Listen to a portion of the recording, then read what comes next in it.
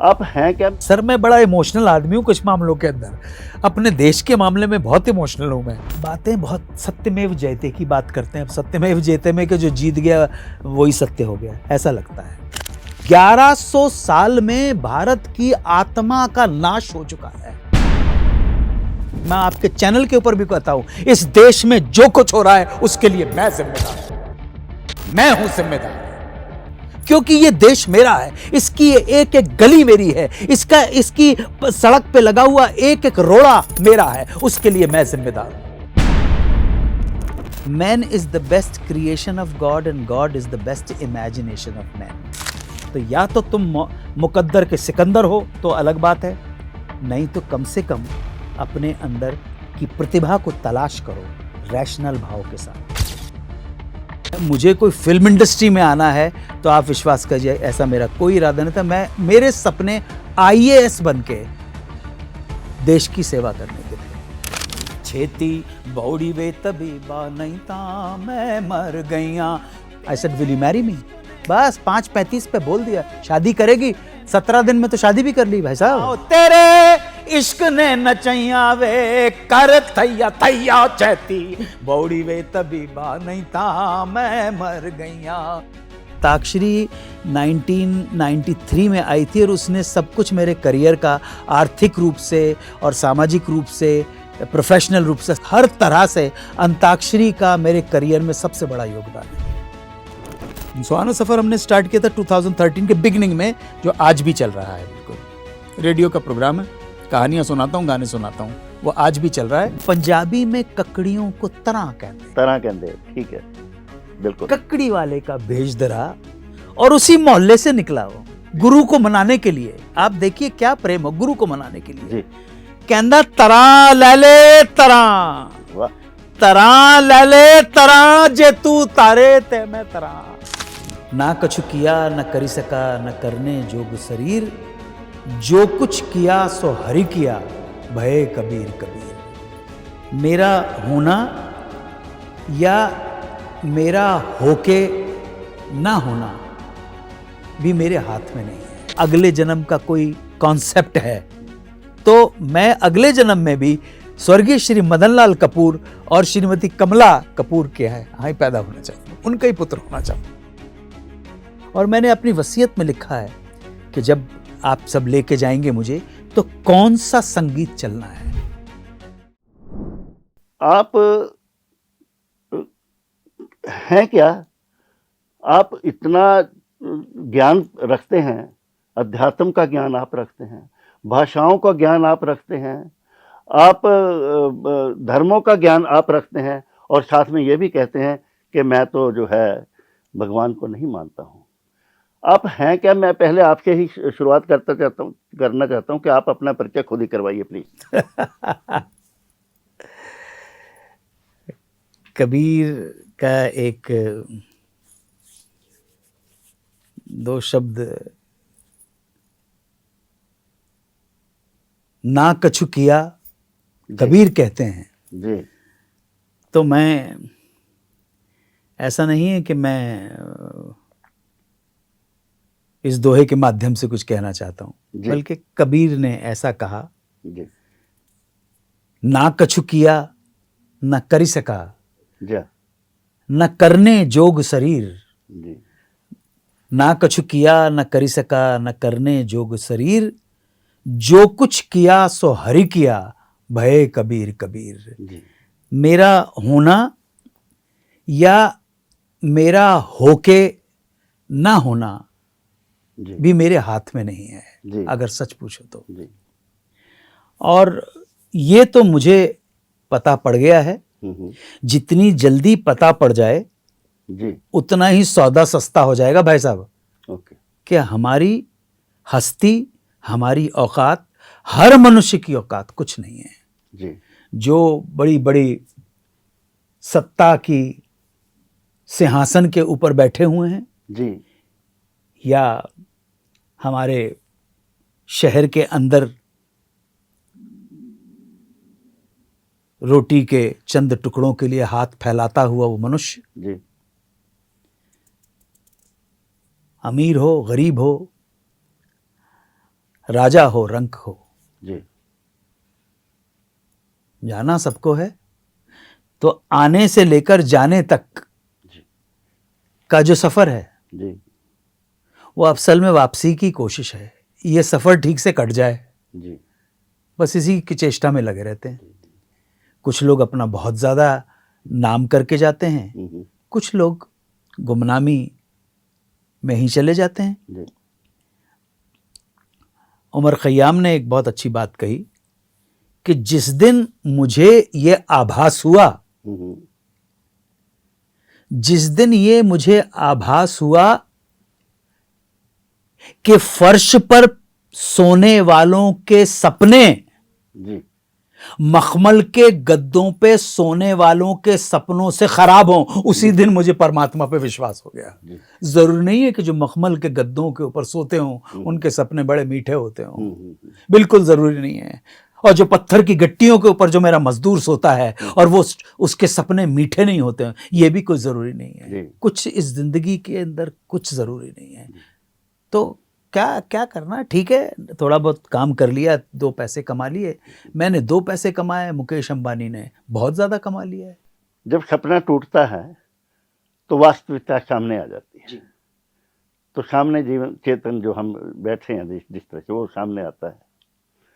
तो आप अभी आपने ये बात की है कि आप आईएएस का बनना चाहते थे और ये सपना था आपका, लेकिन ये भी हो सकता है कि डेस्टिनी ने ये सोचा हो कि ये सपना टूटने के बाद ही एक उसमें से एक ऐसा कलाकार निकलेगा जो एक दिन रेडियो का बादशाह हो सकता है, या मल्टी फेसेट पर्सनैलिटी हो सकता है, जो निर्माता भी हो सकता है, निर्देशक भी हो सकता है, और एक गायक भी हो सकता है, और एक चरित्र अभिनेता भी हो सकता है। जी भाई साहब, बिल्कुल कौशल साहब। तो उसमें आपको संतोष है या कि सपने नहीं, बिल्कुल टूटने का? संतोष नहीं, संतोष की बात नहीं है, लेकिन मैं अपना काम ईमानदारी के साथ करता हूँ। जब भी कोई पूछता है संतोष, नहीं, ऐसा कुछ भी नहीं है। हाँ, मेरी डेस्टिनी थी, डेस्टिनी ही सर्वोच्च है। आप ताज्जुब करेंगे, मैं बात को घुमाना नहीं चाह रहा हूँ कि आई थिंक 3rd सेंचुरी या 4th सेंचुरी में मक्खली गोशालक नाम के एक विचारक ने आजीवक नाम का एक दर्शन सामने रखा। जी आजीवक दर्शन की किताबें चली गईं, जी विभिन्न धर्म वालों ने उन किताबों को, उस दर्शन की मीमांसा को दबा दिया। उसने कहा आपकी नियति, बात बार बार नियति की करते हैं वो, धर्म की नहीं, नियति, कोई कर्म नहीं, आपके सारे कर्म भी उसी नियति के द्वारा संचालित है। आज मैं और आप बैठ के यहां अपना कर्म कर रहे हैं, ये नियति ने लिखा था जी, ये नियति थी, वरना आपने सोचा भी नहीं था। सो ये मेरे पास किताब आई आजीवक की, मेरी नियति थी जो मुझे यहाँ पे ले आई। अब जिस हाल में हूं, जिस जगह पे हूं, मैं अपना काम ईमानदारी के साथ करूंगा, ठीक है, ईमानदारी के साथ करूंगा और चला जाऊंगा मैं। लेकिन ईमानदारी के साथ काम करते हुए जरूरी नहीं कि उसके साथ मेरी आत्मा भी खुश हो, ऐसा नहीं है। हाँ, संगीत एक ऐसी चीज है कि सुनता हूं, अच्छा गायन जब सुनता हूं मैं, तो बहुत, संगीत मेरे लिए एक मनोरंजन का साधन नहीं है ना, संगीत मेरे लिए मनोरंजन नहीं है। और मैंने अपनी वसीयत में लिखा है कि जब आप सब लेके जाएंगे मुझे, तो कौन सा संगीत चलना है। मैंने लिखा है कि आपको मॉरिजाग का जो लारास थीम है, लारास थीम जिसको बोलते हैं, वो बजानी है आपको, ठीक है। और मोज़ार्ट, वुल्फगांग अमेडियस मोज़ार्ट की जी माइनर में सिम्फनी नंबर 40 बजानी है आपको। शिव कुमार शर्मा ने जो उस्ताद शफात खान के साथ एक वीडियो है, बहुत पुराना है, वो हंस ध्वनि राग आप बजाएंगे। हाँ, राजन साजन मिश्रा का आप राग झंझोटी बजाएंगे मेरे लिए, और हाँ, और मालकौस बजाएंगे उनका गाया हुआ, ठीक है। और गोरख कल्याण आप उनका बजाएंगे मेरे लिए, और राग दुर्गा भी आप मेरे लिए बजाएंगे। लता मंगेशकर का कौन सा गाना बजाएंगे, ये भी लिखा हुआ है। किशोर कुमार का कौन सा गाना बजाएंगे, ये भी लिखा हुआ है। मोहम्मद रफ़ी का कौन सा गाना बजाएंगे। वो महत्वपूर्ण मोड़ कब आया, जब पहले तो आप जैसे बता रहे हैं सर्जन या आईएएस, ऐसा मोड़ कब आया जब आपने ये तय कर लिया कि अब आप अभिनय के लिए ही बने हैं, आप संगीत या गीत के लिए ही बने हैं? कौशल जी, मैंने तय नहीं किया जी। पढ़ाई छूट गई। पढ़ाई छूटने के बाद इधर उधर कभी लॉटरी के टिकट बेचे, कभी चूरन के नोट बेचे, कभी चाय बेची है। मैंने भी चाय बेची है, जी।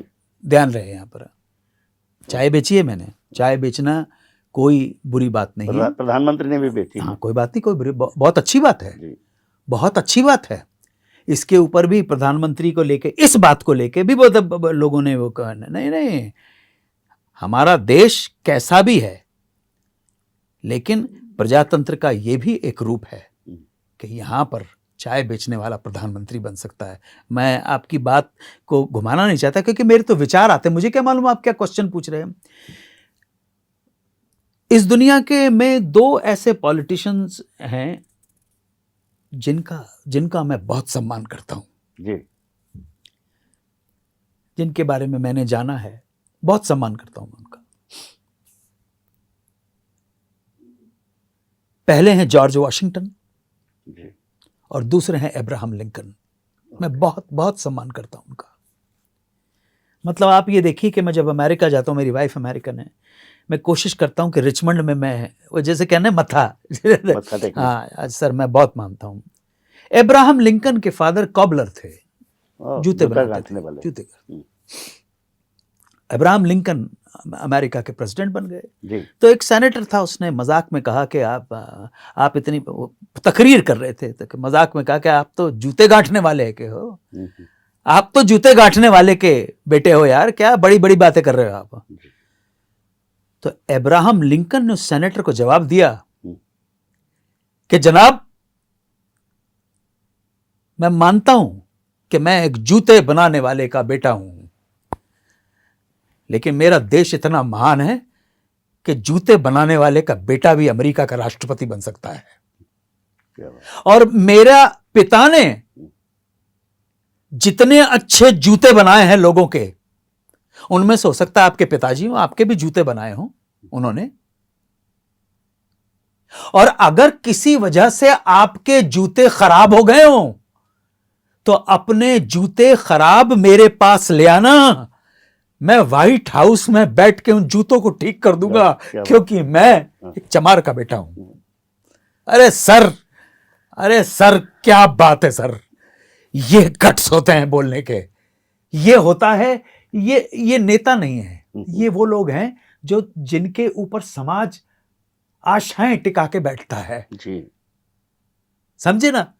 तो वो सर, मैं बड़ा इमोशनल आदमी हूं कुछ मामलों के अंदर, अपने देश के मामले में बहुत इमोशनल हूं मैं, अपने कि किसी तरह से मेरे देश के लोग बातें बहुत सत्यमेव जयते की बात करते हैं। सत्यमेव जयते में कि जो जीत गया वही सत्य हो गया, ऐसा लगता है। तो कभी ना कभी तो अच्छा होगा। हमारे विदेशी आक्रमणकारियों ने भारत की जो आत्मा की सृजनता थी, जो मौलिकता थी, उसका विनाश ही कर डाला है पूरी तरह से। हमें कहीं ना कहीं अब नए भारत की खोज करनी पड़ेगी। इसको मैं अंताक्षरी के रूप में खत्म करूंगा, क्योंकि हमने नेक्स्ट टाइम फिर आगे बढ़ना है। जो अंतिम अक्षर आया है तो नेक्स्ट इंटरव्यू में, क्योंकि बहुत विद्वान आप हैं, एक जैसे गंगा में गोता लगाने वाली बात है, बहुत सी बातें आपने भी कहा कि और कभी कहेंगे। जो विषय आपने बोले हैं तो हम आशा करेंगे आप फिर यहाँ पधारेंगे और फिर से हमें नवाजेंगे। बहुत बहुत धन्यवाद। नमस्कार। नमस्कार।